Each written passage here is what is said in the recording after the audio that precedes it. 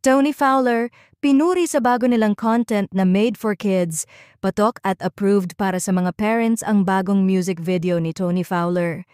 Nakatanggap ng samut-saring papuri sina Tony Fowler, Tito Vince at Papi Galang sa bago nilang music video na Pribado. Ang naturang music video ni Tony Fowler ay tumatalakay sa ating mga labi, puwet, dibdib at mga pribadong parte ng ating katawan na bawal ipahawak o ipahalik sa kahit kanino.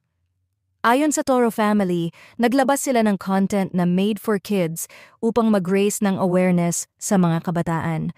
Ayon pa sa lyrics ng kanta, ang labi ay pribado, huwag basta pahalikan, sa kung sino-sino, bawal yan, bawal yan. Ang dede ay pribado, bawal ipakita to, hindi dapat hawakan, bawal yan, bawal yan.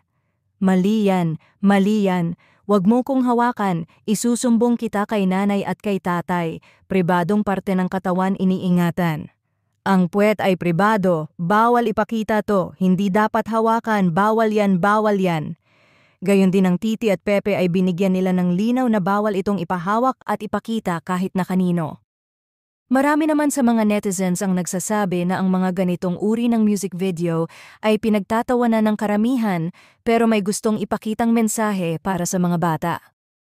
Say ng netizen not to sugarcoat any previous issues or etc., but this one may sound funny for some of you, but this can actually help children as a reminder and also a lesson.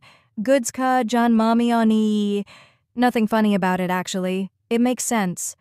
I remember my prof saying that instead of using words like cookie, hot dog, or birdie, it's better for children to know the correct names for their private body parts so they can be aware. Dagdag ng netizen.